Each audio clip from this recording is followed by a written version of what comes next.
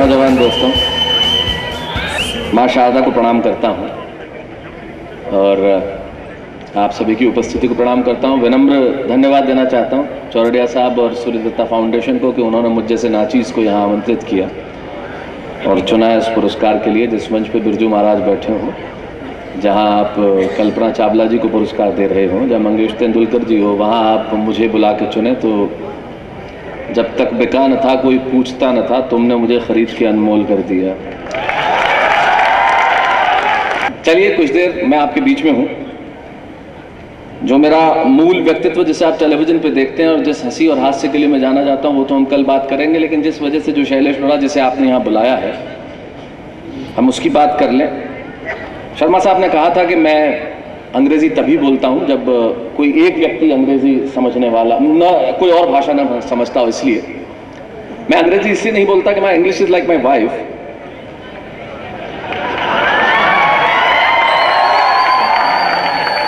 I love it, but I don't have control over it. So let me speak.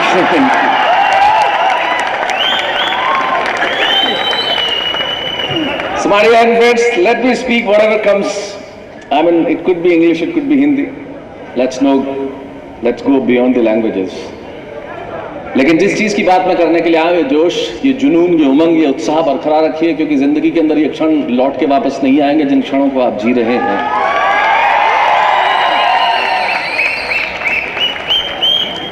यही वो उम्र है जिसे पाने के लिए हम तरस रहे हैं कि शायद उस दौर में वापस लौट जाएं, लेकिन ये उम्र लौट के आने वाली नहीं है। इसलिए इस उम्र का जितना उपयोग कर सकते हैं करिए।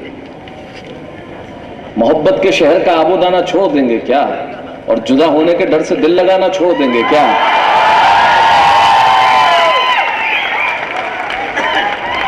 इसका मतलब ये नहीं कि माशूक से दिल लगाएं।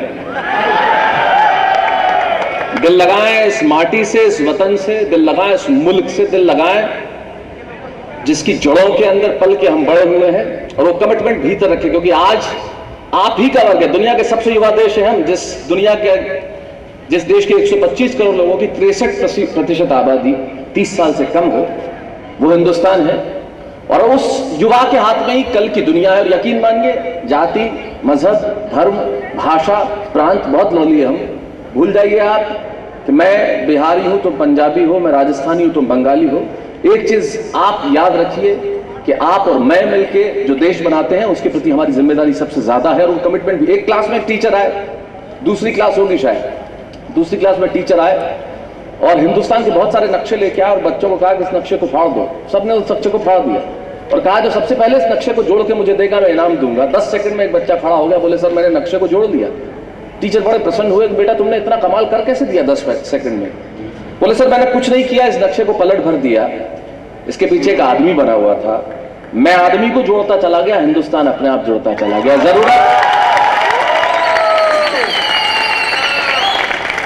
जरूरत आदमी से आदमी को जोड़ने की। आप और मैं मिलके, आप व्यक्ति हैं मैं व्यक्ति हूं, हम समाज बनते हैं, समाज नगर बनता है और नगर राष्ट्र बनता है और राष्ट्र दुनिया बनती है। और ये दुनिया बनाने की जिम्मेदारी आपकी और मेरी है।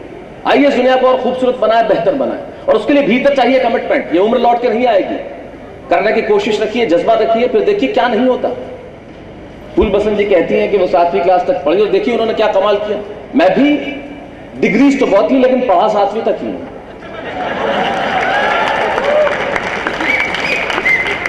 उसके बाद मैं पढ़ा नहीं। और आप इस दौर को गंवाइए मत, कीजिए कुछ, क्योंकि ये दौर लौट के नहीं आना। ये कमिटमेंट भीतर होना चाहिए। अगर आप कोशिश कर लें कि मुझे करके दिखाना है, तो दुनिया की कोई ताकत आपको रोक नहीं सकती। आप देखते होंगे शैलेश नोरा, तारक मेहता, आप देखते होंगे वाह वाह क्या बात है, Shailesh Nora get set go के लेखक हैं, अंग्रेजी किताबें लिखते हैं, हिंदी में कविताएं बोलते हैं। यकीन मानिए मैं उन स्कूलों में पढ़ा हूं जहां पे अंग्रेजी 6ठी क्लास में सिखाई जाती थी, वो भी ABCD से। और उन जगहों पर रहा हूं जहां पे पूरे गांव में कोई अखबार नहीं आता था, 1500 की आबादी होती थी, लेकिन वहां रहकर भी एक भीतर सपना था कि कुछ करके दिखाना है। और वो सपना आपके भीतर कोई और पैदा नहीं हो सकता, और कोई कर ही नहीं सकता। जिंदगी में एक चीज मानिए, एक चीज सुबह उठ के ख्वाब देखिए कि I have a right to achieve, और अचीव कीजिए। और रोज एक चैलेंज लीजिए, और अगर शाम तक उसे अचीवमेंट में तब्दील नहीं कर सकते तो अपने आप को कोसिए। Take a challenge in the morning and convert into the achievement by the evening, and then see how the world it is. When you say that I have done it, दुनिया की कोई ताकत ये खुशी आपको दे नहीं सकती।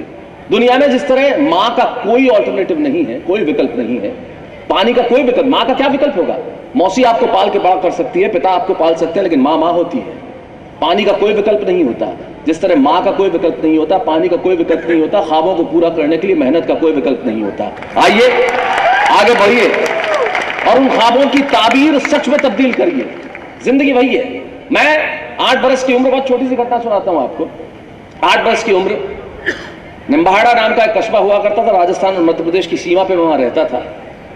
और 8 बरस की उम्र में किसी बच्चे को यह पता नहीं होता कि वो जिंदगी में क्या करेगा, क्या बनेगा, उसे जिंदगी किस मोड़ पे कहां ले जाएगी, कैसी ठोकर खिलाएगी, कहां खड़ा करेगी। फिल्मों का बड़ा शौक, क्योंकि फिल्म के सिवा कुछ होता नहीं था। एक बहुत छोटे से गांव में रहता था, वहां पता चला कि एक बड़े मशहूर कलाकार जूनियर महमूद साहब आने वाले हैं। वो फिल्मों के पर्दे पे हमने उन्हें देखा था, तो बड़ी खुशी हुई कि एक कलाकार फिल्म का आएगा तो मुझे भी देखने जाना चाहिए। लेकिन देखने कैसे जाएं? उस जमाने में उसका टिकट 100 रुपया, पिताजी की तनख्वाह 150 रुपया। पिताजी से कहना भी बड़ा मुश्किल था। मेरे घर के सामने स्कूल का मैदान, वहां टेंट लगाया गया था, वहां प्रोग्राम में बड़ा उदास बैठा हुआ था कि चलो आवाजें ही सुन लूंगा, किसी फिल्मी कलाकार को देखना शायद मेरे नसीब में नहीं है।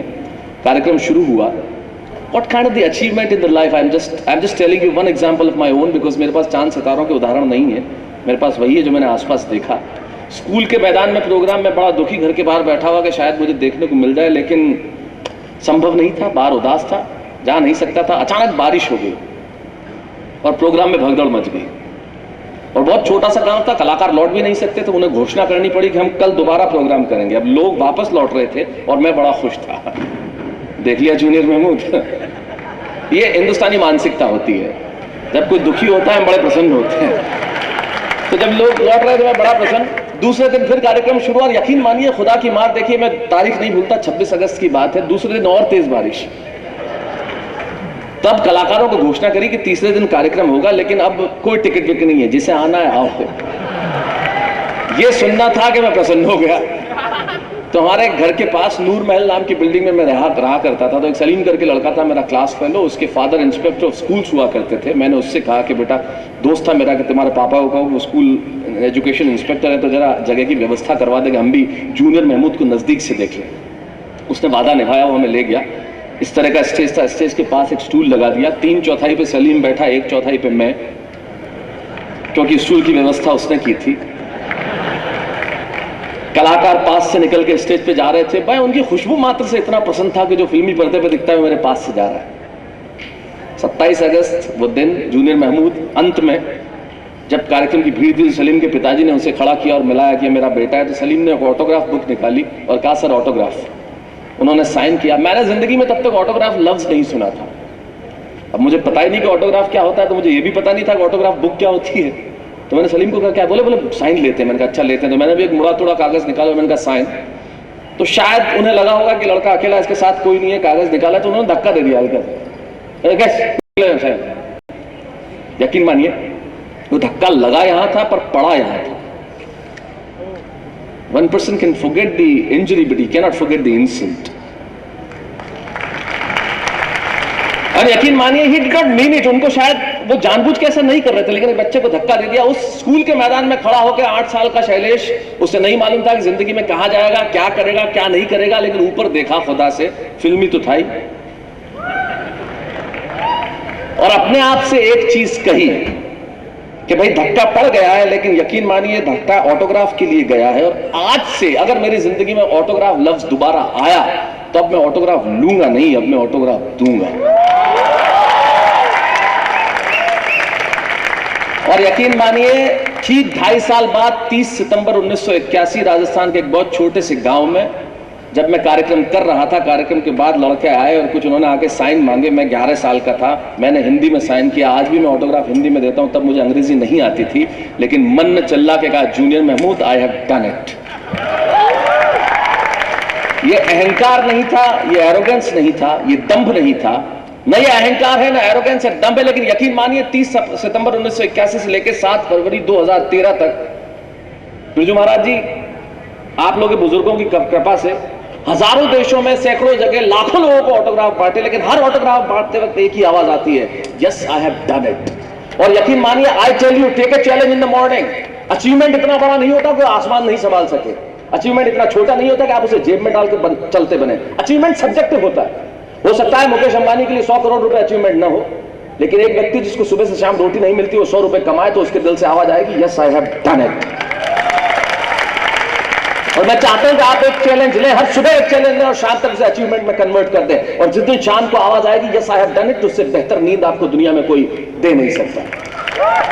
और उसके लिए कुछ भी करने की आवश्यकता नहीं, कमिटमेंट लीजिए अपने भीतर। अगर आपके भीतर कमिटमेंट होगा तो दुनिया की कोई ताकत आपको रोक नहीं सकती, कोई नेगेटिविटी आपके आसपास फटक नहीं सकती। कोई चीज समझ में नहीं आती 10 बार पढ़िए, नहीं समझ में आती 20 बार उस पर मेहनत करिए, लेकिन जिंदगी में आगे बढ़ने की प्रेरणा आपके भीतर से आएगी और कहीं से नहीं आएगी। दुष्यंत कुमार कहते हैं, बहुत खूबसूरत शेर है उनका, हो गई ये पीर पर्वत सी निकलनी चाहिए और इस हिमालय से कोई गंगा निकलनी चाहिए, और मेरे सीने में ना सही तेरे सीने में सही, वो कहीं भी आग लेकिन आग जलनी चाहिए। वो आग बड़ी जरूरी है और उसके लिए जरूरी है कि आपके भीतर ये कमिटमेंट हो। ये नेगेटिविटी को पॉजिटिविटी में तब्दील कर दीजिए। भगवान श्री राम ने जब श्रीलंका पे हमला किया और बारी आई चौधरी साहब के ये समंदर पार कैसे किया जाए, तो नल और नील नाम के 2 वानर, उन्हें ये वरदान के वो पत्थर उठाए, उस पर श्री राम लिखे, पानी में छोड़ दें, पत्थर तैर उठे। लोग बड़े प्रसन्न कि भाई पत्थर तैर रहे हैं, लेकिन जब खबर लंका तक पहुंची तो जनता में हाहाकार मच गया कि जिस राजा ने हम पे हमला किया है वो तो मायावी है, उसके नाम के पत्थर तैरा करते हैं। दरबारियों ने रावण को यह बात बताई तो रावण ने कहा चिंता मत करो, जनता को कहो कि समंदर के किनारे पे आए। रावण जनता को समंदर के किनारे ले गए, एक पत्थर उठाया, उस पर रावण लिखा, उसे पानी में छोड़ा तो वो पत्थर भी तैर उठा। जनता बेहद प्रसन्न, बोले हमारे राजा को भी ये कला आती। रावण रात को घर लौटते हैं, मंदोदरी शयन कक्ष में एक सवाल करती है, मेरे प्राणनाथ थे, मेरे ईश्वर, बहुत अच्छी तरह जानते हो कि तुम्हें पानी में पत्थर तैराने की कला आती नहीं, किया तो किया कैसे? जिंदगी में अगर आप पॉजिटिव हो जाए तो पत्थर से काम करा सकते हैं। इसका सर्वश्रेष्ठ उदाहरण जो मैंने पढ़ा वो आपको देता हूं। रावण की आंखों में आंसू आ गए, बिल्कुल ठीक कहती हो देवी, मुझे नहीं मालूम कि पानी में पत्थर कैसे तैरते हैं, मैंने तो पत्थर उठाया, उस पर रावण लिखा, उसे पानी में छोड़ा और कहा कि तुझे श्रीराम की सौगंध अगर डूब गया तो उठाइए पत्थर, कीजिए कमिटमेंट, फिर देखिए क्या नहीं होता।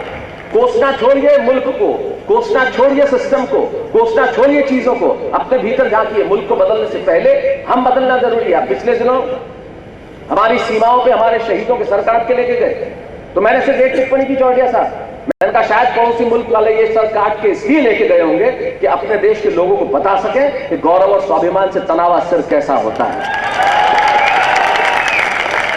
हमारी देश की सीमाओं पे लोग लड़ने मरने के लिए तैयार हैं, लेकिन आप जो अपना कर्तव्य कर रहे हैं बस अपनी जगह पे भोग पूरा कर लीजिए। वतन वही चाहता है और कुछ नहीं चाहता।